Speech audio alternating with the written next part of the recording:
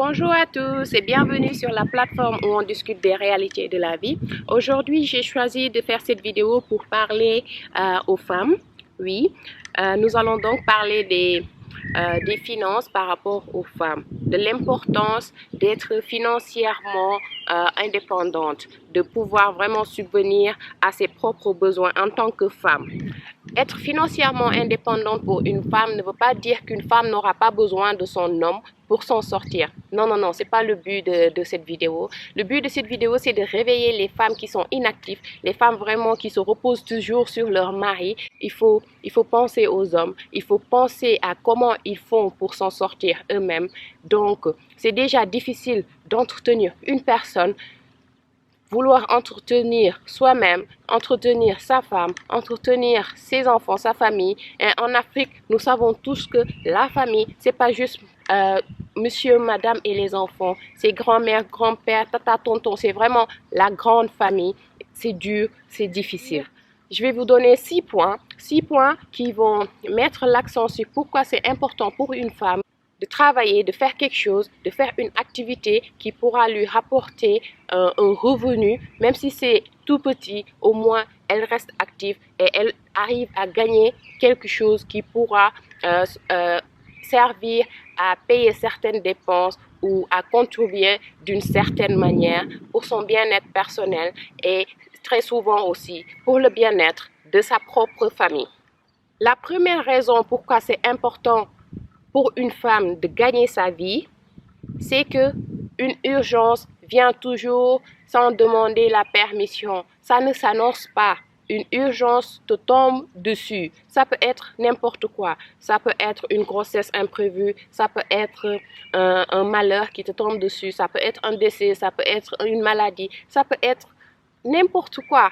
Mais ça devient une urgence. Et une urgence, en général, ça coûte très cher. Et comme on l'appelle, c'est urgent. C'est soit on peut payer pour s'en sortir et soit on est vraiment dans les difficultés. Donc, si monsieur travaille et madame travaille, c'est une bonne chose. Cela permet à la famille, au couple, de vraiment pouvoir s'en sortir durant les moments durs parce qu'il y a deux mains et on dit toujours, deux mains sont plus fortes qu'une main. Donc, si deux forces se réunissent pour vraiment trouver une solution, je pense que la solution sera vite trouvée. Par contre, s'il y a juste l'homme qui travaille et qu'il y a une urgence qui se présente, en plus des dépenses qui existent déjà, des dépenses auxquelles il est responsable, ça va être difficile pour lui. Donc, si madame travaille et aussi elle a un revenu, ça va être plus simple, ça va être moins difficile, moins dur à subir. Donc, pensons aux urgences. Une urgence arrive toujours sans prévenir. La deuxième raison pour laquelle les femmes doivent travailler, les femmes doivent trouver un moyen de gagner leur vie, c'est la vie de nos jours devient de plus en plus chère. Elle devient de plus en plus chère. Les prix augmentent, la demande augmente, il y a plus d'offres, les gens veulent plus de choses, tout est cher. Tout est cher. Manger, c'est cher. Se loger, c'est cher.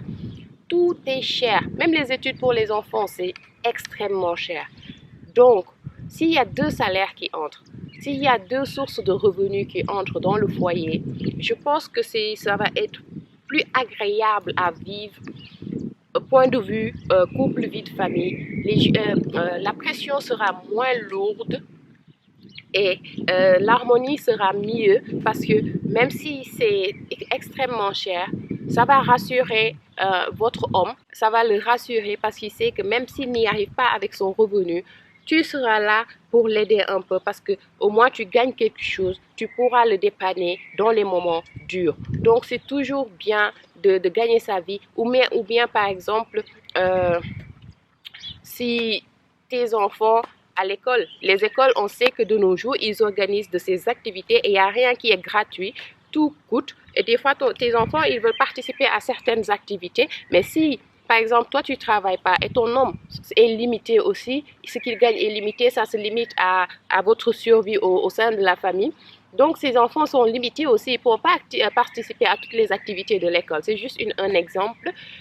Si toi, tu gagnes quelque chose, tu pourras débourser l'argent, faire un petit geste pour leur permettre aussi d'être socialement investis dans leur école. Et il y a d'autres petits exemples. Donc, pour faire face au coût élevé de la vie de nos jours, c'est très important pour nous, les femmes, d'être économiquement actives pour pouvoir vraiment satisfaire certains besoins. La troisième raison, et celle-là, elle est très, très importante, c'est que le fait d'avoir une activité économique permet à nous les femmes, moralement, d'être stables. Ça nous permet d'être stables. Parce que si tu n'as aucune activité économique, donc tu es toujours à la maison, à t'occuper de la maison, des enfants, cuisiner, faire le ménage, etc. Ou bien, je sais pas, peut-être tu as beaucoup de temps libre et tu fais que le tour des événements qui s'organisent un peu partout, ce qui coûte de l'argent aussi. Mais si tu travailles personnellement, toi, tu gagnes ta vie et tu sais qu'à la fin de la journée ou à la fin du mois, il y a du cash ici ou dans ton compte bancaire et que tu pourras utiliser ce cash pour t'offrir ou réaliser quelque chose qui te tient à cœur, je t'assure que moralement, it is a painkiller. Ça diminue le stress, ça diminue les pensées négatives et ça nous motive vraiment à vraiment être fiers de nous, à vouloir aller de l'avant, à vouloir vraiment faire la différence. Donc, pensons-y, pour ne pas être toujours stressé, toujours déprimé, toujours se sentir mal dans sa peau parce qu'on doit demander et peut-être ce sera un refus avec des insultes des fois parce que des fois les hommes te refusent sans juste te refuser et ils veulent te montrer aussi qu'ils sont très importants par rapport à toi, que sans eux tu n'es rien du tout. Donc ça vient avec des insultes des fois. Tout ce stress-là dégage parce que tu sais que tu n'as pas à demander. Tu peux faire les choses par toi-même. Pensez-y. Même si votre revenu est assez faible, ça fait du bien de ne pas demander, de savoir qu'on est dépendant de personne et qu'on peut faire les choses de par nous-mêmes. Et une autre chose, si une femme gagne sa vie, et aussi si elle est vraiment investie dans son ménage et qu'elle aide son homme dans les dépenses de tous les jours, dans plein de choses, je t'assure, les hommes ne sont pas aveugles. Les hommes ne sont pas aveugles. Ils voient l'effort que tu fais et ils savent que tu gagnes ta vie. Ils savent que tu ne dépends pas d'eux en permanence. C'est un poids que tu leur soulèves. C'est un poids vraiment que tu enlèves de leurs épaules. Et ils savent qu'ils peuvent respirer, qu'ils peuvent relaxer, qu'ils peuvent mieux se concentrer dans leur domaine d'activité économique. Et vraiment, ils vont être fiers de toi eux-mêmes. En détail, les hommes respectent plus les femmes qui se débrouillent pour gagner leur vie eux-mêmes, des femmes qui ne demandent pas beaucoup.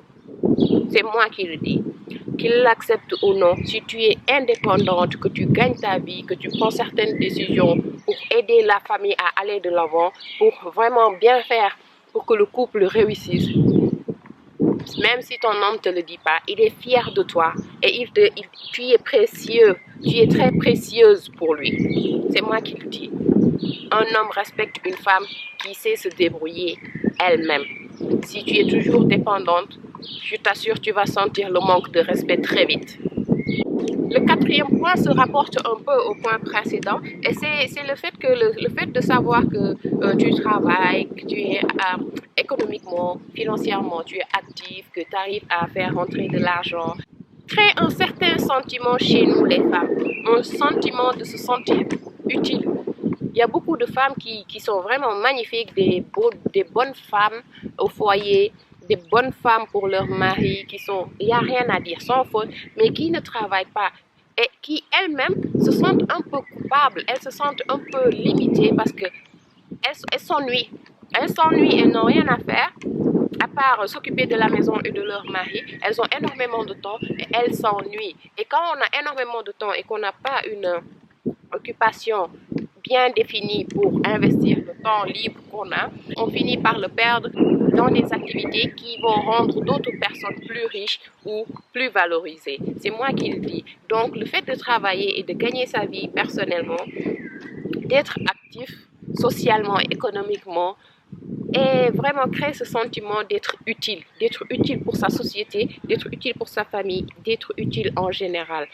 Sentir que les autres ont besoin de toi pour une certaine activité, sentir que les autres comptent sur toi, ça crée un sentiment de bien-être chez la personne, spécialement chez une femme. Le cinquième point, c'est que nous devons être des role models. Nous devons être des modèles pour les générations à venir, pour les enfants, pour les plus petits qui nous regardent, parce qu'ils regardent. Nous devons être de bonnes femmes au foyer, à la maison. Nous devons être de bonnes femmes pour nos maris. Et nous devons être de bonnes femmes dans la société. Le fait de travailler, le fait d'être économiquement actif et de gagner sa vie, il montre aux générations futures que eux aussi, ils peuvent faire pareil. Eux aussi, ils peuvent se battre et avoir quelque chose pour eux-mêmes. Eux aussi, ils peuvent faire la différence dans la société et enlever cette mentalité que la femme doit rester à la maison, dans la cuisine, s'occuper de la maison, de son mari et de ses enfants. Ça ne fonctionne plus comme ça. Ça ne fonctionne plus comme ça et c'est même pas une bonne pensée. Ça, c'est une ancienne pensée, je pense. C'est une ancienne façon de voir les choses qui limite vraiment les personnes, qui limite les femmes et ce qui est très, très négatif pour l'économie du pays. Donc, soyons des rôles modèles pour les enfants à venir, que ce soit les garçons ou les filles. Montrons l'exemple, battons-nous, gagnons nos vies, aidons nos hommes. Faisons du bien autour de nous, dans notre société et laissons une trace. Comme ça, les petits vont voir ce que nous, les anciens, avons réalisé. Ils vont apprendre de ça et ils vont grandir en étant fiers de nous, en étant fiers d'eux-mêmes et en sachant qu'eux-mêmes, ils peuvent faire pareil. Ils peuvent se battre pour avoir quelque chose pour eux-mêmes. Et le sixième point, le point avec lequel je vais fermer, c'est le fait de travailler. Que l'on soit femme ou homme, est une bénédiction pour un pays. Si nous voulons que nos pays avancent, il faut travailler. Donc, les femmes, nous les femmes qui pensons que rester à la maison est la solution et toujours être dépendants, ne faisons pas du bien à notre économie, à l'économie du pays en tant que tel. Moins on est actif financièrement, moins bien va l'économie du pays. Plus il y a de personnes actives économiquement, plus il y a de personnes qui travaillent, plus l'économie se porte bien. Donc si nous voulons que notre économie avance, si nous voulons que nos pays se développent, si nous voulons atteindre certains standards, il faut qu'on commence à se mettre à travailler, spécialement les femmes. Il faut qu'on commence à se battre, il faut qu'on commence à être entrepreneur, il faut qu'on commence à être économiquement, financièrement intelligente. Il y a plus de femmes que d'hommes sur cette terre.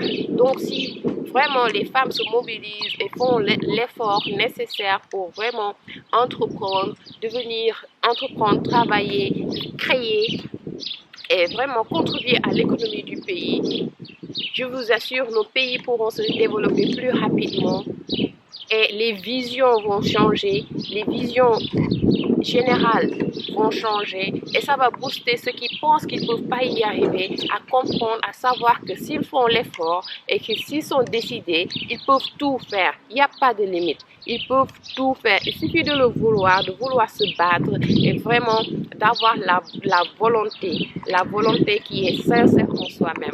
Et je t'assure, commence à être actif et le reste suivra. C'était tout pour cette vidéo. Je vous donne rendez-vous dans une autre vidéo. N'oubliez pas de me suivre sur Instagram et sur YouTube. Et sur ces mots, je vous dis à la prochaine fois. Bisous, bisous. Ciao, ciao.